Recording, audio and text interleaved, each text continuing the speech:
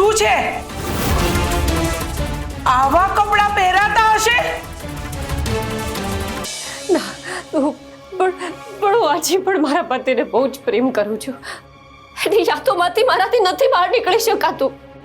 પતિને પ્રેમ કરવો એ ખોટી વાત નથી, પરિવારનું ધ્યાન રાખવું એ ખોટી વાત નથી, પણ એમાં પોતાની જાતને ભૂલી જવી, પોતાના સપનાઓનું ગળું ઘોટી દેવું એ સૌથી મોટી ભૂલ છે. કારણ કે જે સ્ત્રી પોતાના અસ્તિત્વને ગુમાવી દે છે ને, એ અરીસામાં પોતાનો ચહેરો તો જોઈ શકે છે, પણ પોતાની જાતને ઓળખી નથી શકતી. તે ધ્વનિતને ગુમાવ્યો છે, પોતાની જાતને નહીં. અને તું ધ્વનિત એટલો જ પ્રેમ કરે છે ને, તો વિચાર કર કે જો ધ્વનિત અત્યારે હોત તો શું તને આવી રીતે જીવવા દેતો? અરે તું તો બહુ જ લકી છે કે તને આવો પરિવાર મળ્યો છે જ્યાં સ્ત્રીઓ ઉપર ક્યારે કોઈ નિયમો, કોઈ મર્યાદા થોપવામાં નથી આવી. હંમેશા તને બધાએ સપોર્ટ જ કર્યો છે. પણ આ ગાયત્રી આંટી જેવા સંકુચિત વિચારો ધરાવતા માણસો સામે તારે લડવું પડશે. સમાજના દૂષણ સામે લડવું પડશે. દરેક વિધવા સ્ત્રી માટે લડવું પડશે. અને એના માટે તારે ફરીથી પહેલા જેવી સરગમ બનવું પડશે.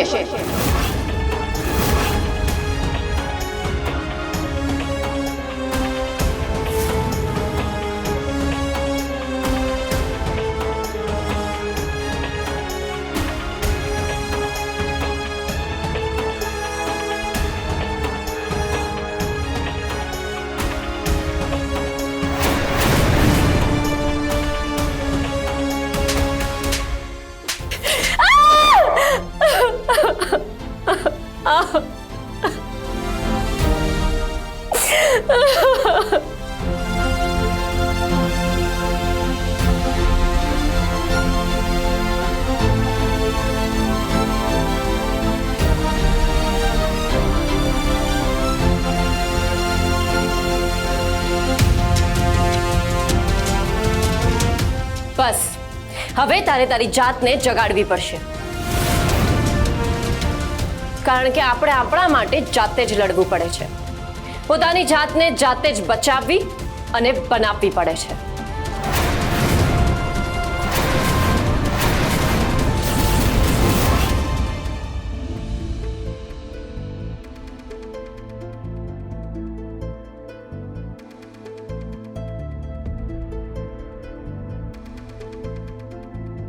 મીરાબહુ,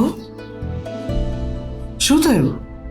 મોટી બા, મેં સરગમને બહુ જ સમજાવી, મનાવવાના પ્રયત્નો પણ કર્યા, પણ એ છે કે જમવા માટે તૈયાર જ નથી. અનાથ આશ્રમમાં જે પણ કંઈ થયું એ પછી અંદરથી સાવ ભાંગી ગઈ છે. એના ચહેરા પર જાણે જીવ જ નથી રહ્યો, એની આંખોમાં કોઈ આશા જ નથી રહી. એને સમજાઈ જ નથી રહ્યું કે શું કરવું. મને ખબર છે કે સરગમ એનો રસ્તો બનાવી લેશે, પણ સરગમને હિંમત આપવાની જરૂર છે. મારી નાની વહુને હું આ રીતે ભાંગી પડવા કેવી રીતે દઉં? એના મોટી બા એને આગળ વધારવા અને એને ફરીથી જીવતી રાખવા માટે ફરીથી લડશે. મીરાબહુ, સરગમનું જે આ દુઃખ છે, એની હાલત છે, એના માટે મેં એક સોલ્યુશન શોધી લીધું છે. શું?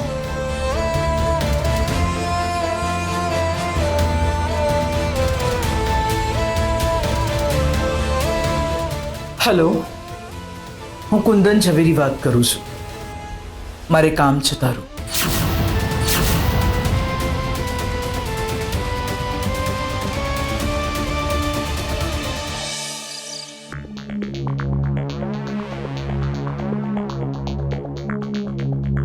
ચિરાગ, તમારો ફેવરેટ રંગ કયો છે? હું ઈચ્છું છું કે હવેથી રોજે હું તમારા ફેવરેટ રંગની સાડી પહેરું. હું ઓનલાઈન ઓર્ડર કરું છું. મને બધા રંગ પસંદ છે. તારે જે રંગની સાડી મંગાવી હોય મંગાવી લે.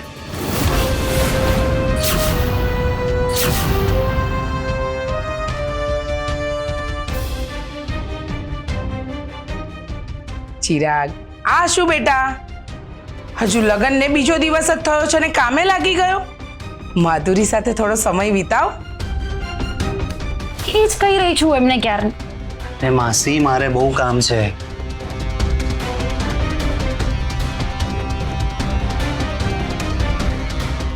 તમે ચિંતા ના કરશો આંટી. આજે નહીં તો આવતીકાલે ચિરાગ મારા થઈને જ રહેશે. એમને મારી સાથે સમય વિતાવવા કોઈ ફોર્સ નહીં કરવો પડે. અને એના માટે જ મેં એક સરપ્રાઈઝ ગિફ્ટ ઓર્ડર કરી છે. એ ગિફ્ટ આવશે એટલે બહુ જ ખુશ થઈ જશે. બસ એની જ રાહ જોઉં છું. ખરેખર તું બહુ સ્માર્ટ છે.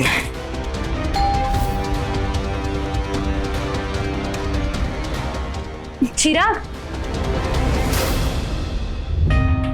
તમે દરવાજો ખોલશો? તમારા માટે સરપ્રાઈઝ છે. અરે પણ હું અત્યારે પ્લીઝ.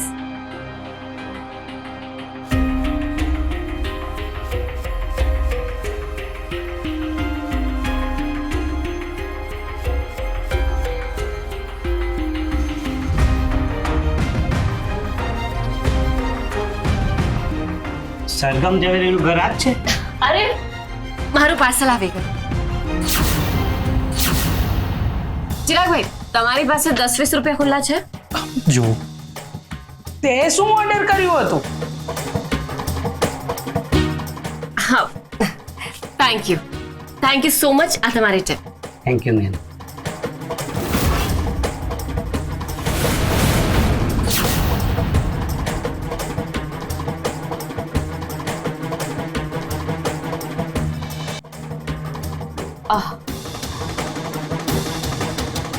તમે લોકો મને આમ શું જોઈ રહ્યા છો?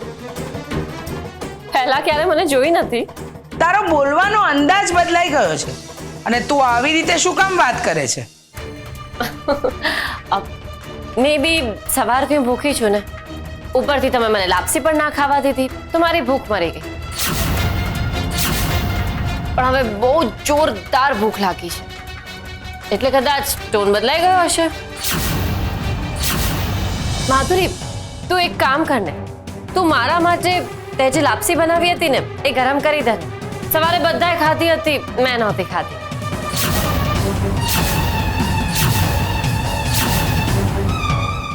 માધુરી, તું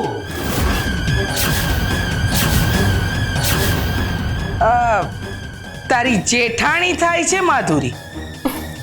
ઓફો માધુરી, આપણે બંને ઓલમોસ્ટ સેમ એજ ના છીએ તો પછી આ તમે ના થાતડામાં શું કામ ફસાવાનું? We are friends, right? એટલે હું પણ તને તું કહીશ અને તું પણ મને તું કહેજે. યુ નો, આપણે આવી રીતે રહીશું તો જ તો મજા આવશે ને. સો માધુરી, પ્લીઝ તું મારા માટે લાપસી ગરમ કરી દે ને, હું ખાઈ લઈશ. ઓકે?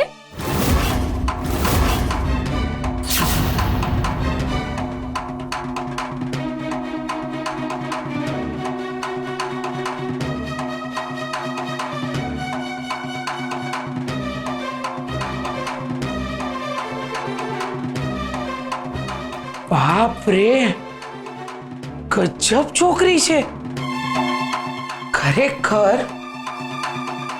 આ છે કોણ ને એ સમજાતું જ નથી.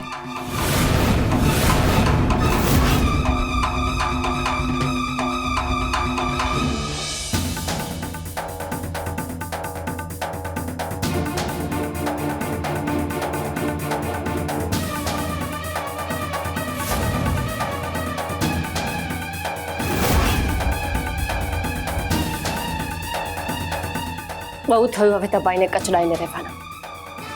હવે હું એવી રીતે જીવીશ જેવી રીતે મારે ખરેખર જીવવું જોઈએ. મોટી બા, તમને શું લાગે છે તમે જે કરી રહ્યા છો એ બરાબર છે? મીરા વહુ, મને એ તો ખબર નથી કે હું જે કરી રહી છું એ યોગ્ય છે કે નહીં, પણ મારા અંદરથી એક જ અવાજ આવે છે કે સરગમ માટે આ કરવું અત્યારે બહુ જ જરૂરી છે. પણ મોટી બા, સરગમને જો આ વાતની ખબર પડી જશે તો? ના ના, સરગમને આ વાતની જાણ ના થવી જોઈએ.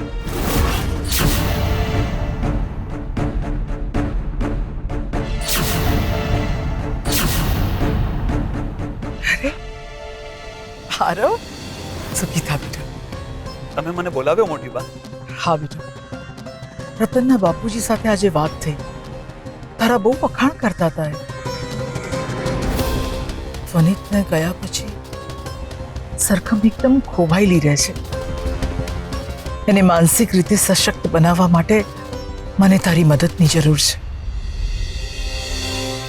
હા બોલો ને, શું મદદ જોઈએ છે?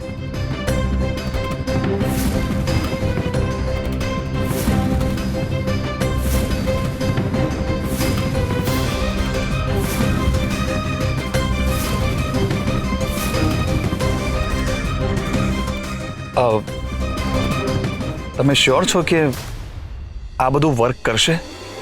ભવિષ્યની તો મને ખબર નથી બેટા, પણ સરગમ માટે અત્યારે આ બહુ સારું છે. તું મદદ કરીશ ને? જો આ બધાથી સરગમનું ભલું થતું હોય તો હું ચોક્કસ મદદ કરીશ.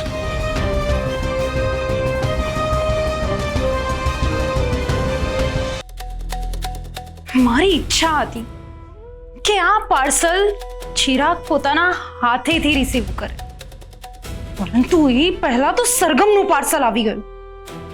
આ સરગમ દર વખતે મારી ગેમ બગાડી દે છે, પણ હવે નહીં. તમે જોજો ચિરાગ કેવા ખુશ થાય છે. ચિરાગ, ચિરાગ, ચિરાગ.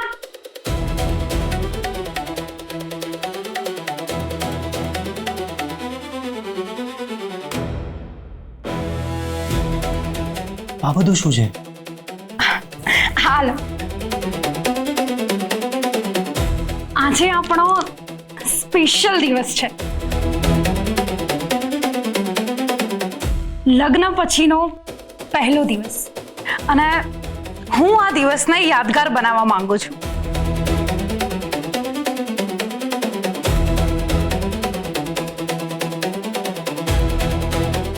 તે જે લાપસી બનાવી હતી એ જ બહુ છે. આટલો ખર્ચો કરવાની શું જરૂર હતી? આને ખર્ચો નહીં, ઇમોશન સમજો. ચાલો આપણે કેક કટ કરીએ. ચાલો, અને હાલો, આ તમારી માટે.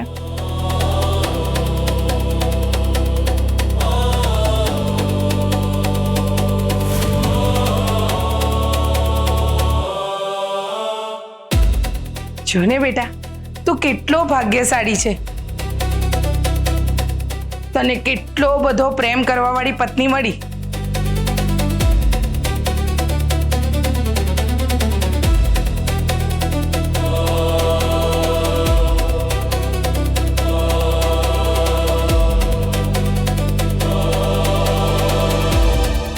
માધુરી, મારા માટે લાપસી ગરમ કરી કે નહીં?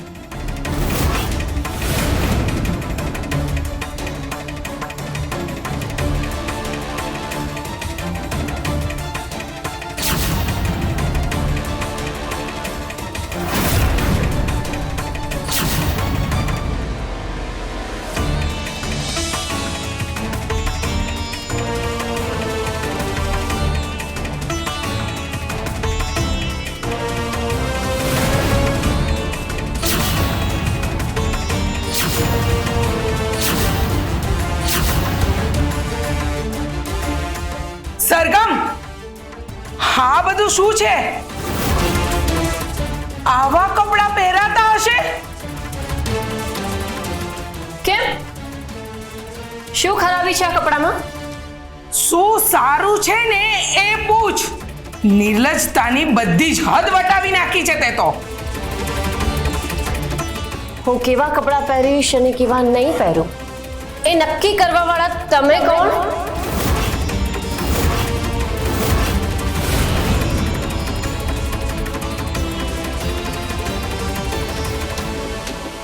બાપ રે બાપ, કપડા ટૂંકા પહેર્યા છે એની સાથે વિચારો પણ ટૂંકા કરી નાખ્યા કે શું? આ વડીલો સાથે કેવી રીતે વાત થાય એ ભૂલી ગઈ છે, અને હું કઈ નથી બોલતી એટલે.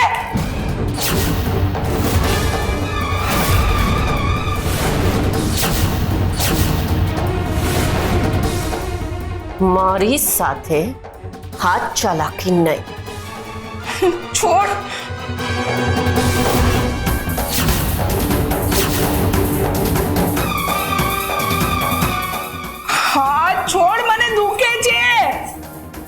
આજે જે આ મારા ઉપર હાથ ઉપાડવાનો પ્રયત્ન કર્યો છે ને એ બીજી વાર ના કરતા, નહીં તો આ હાથ કાપીને બીજા હાથમાં આપી દઈશ.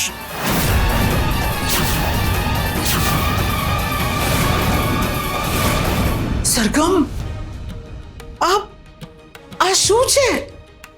મોટી બા, આ છે નવી સરગમ.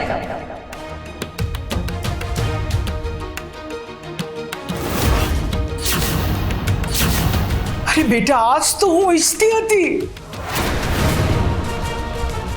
આ તમારી વહુ મારી સાથે આટલી તોછડાઈથી વાત કરી રહી છે અને તમે એને કઈ નથી કહી રહ્યા. ગાયત્રીબેન, આજે પહેલી વાર આ બધું છોડીને પોતાના માટે જીવવાનું શરૂ કર્યું તો તમારા માટે એ નિર્લજ્જ થઈ ગઈ. અરે તમને એના કપડાં તમારી આંખમાં ખૂંચતા નથી? તમે એને એના કપડાથી જજ કરો છો?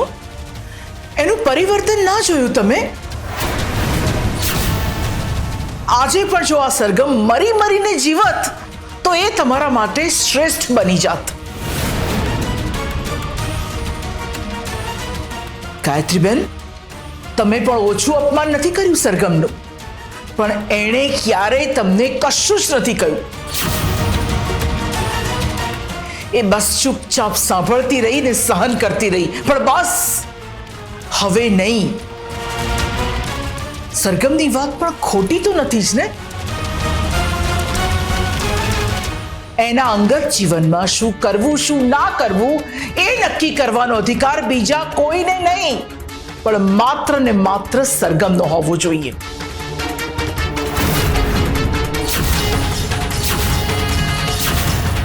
મોટી બા, હવે રહેવા દો ને. કદાચ હવે સમજી ગયા હશે. એક વિધવા સ્ત્રી આવા કપડાં પહેરીને ફરે અને કોઈને કઈ ફરક પણ ના પડે? હા, તે વળી કેવી રીતે ચાલે? કેમ કેમ ના ચાલે? શું એક વિધવા માણસ નથી હોતી?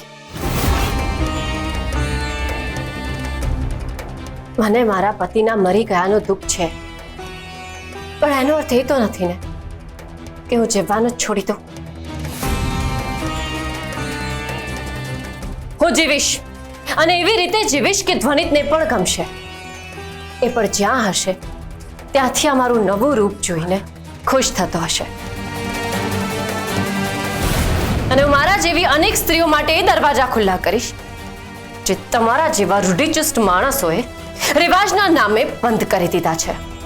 અમે રૂઢિચુસ્ત નથી, સંસ્કારી છીએ. અને સંસ્કાર, આ તમારા સંસ્કાર માણસને માણસ નહીં સમજવાનું શીખવાડે છે. લગ્ન મોડા થયા તો સ્ત્રીનો વાંક, છૂટાછેડા થઈ ગયા તો સ્ત્રીનો વાંક, બાળક ના થાય તો સ્ત્રીનો વાંક, પતિ મરી જાય તો સ્ત્રીનો વાંક, અરે બળાત્કાર થાય તો પણ સ્ત્રીનો જ વાંક. બધામાં માત્ર ને માત્ર સ્ત્રીનો જ વાંક. સમાજે છે ને એક માળખું બનાવી દીધું છે કે આદર્શ સ્ત્રી કોને કહેવાય. આદર્શ સ્ત્રી તો એને કહેવાય જે બિચારી કશું બોલે નહીં, કંઈ પૂછે નહીં, કંઈ જુએ નહીં. અને જો કોઈ આ માળખાની બહાર જવાનો પ્રયત્ન કરે છે ને તો એ તરત જ બની જાય છે ઉલટા, કલંકીની, હપશુકન્યાળ અથવા તો ચારિત્ર્યહીન.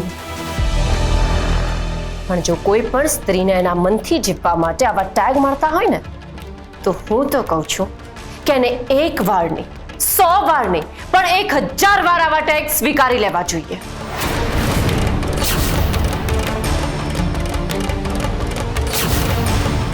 પણ જીવવાનું ના છોડવું જોઈએ. હવે તો હદ થાય છે. આ ઘરમાં જો મારું કોઈ માન જ ના હોય તો અહીંયા રહેવાનો કોઈ અર્થ જ નથી થતો ને. હું હવે જાઉં છું. હવે મારે નથી રહેવું. ગાયત્રીબેન, શું કરો છો? વાત તો સાંભળો. છોડ મીરા, મને મારે જવું છે. છોડી દે, અરે છોડી દે કીધું ને. ગાયત્રીબેન, ગાયત્રી આંટી, ગાયત્રી માસી,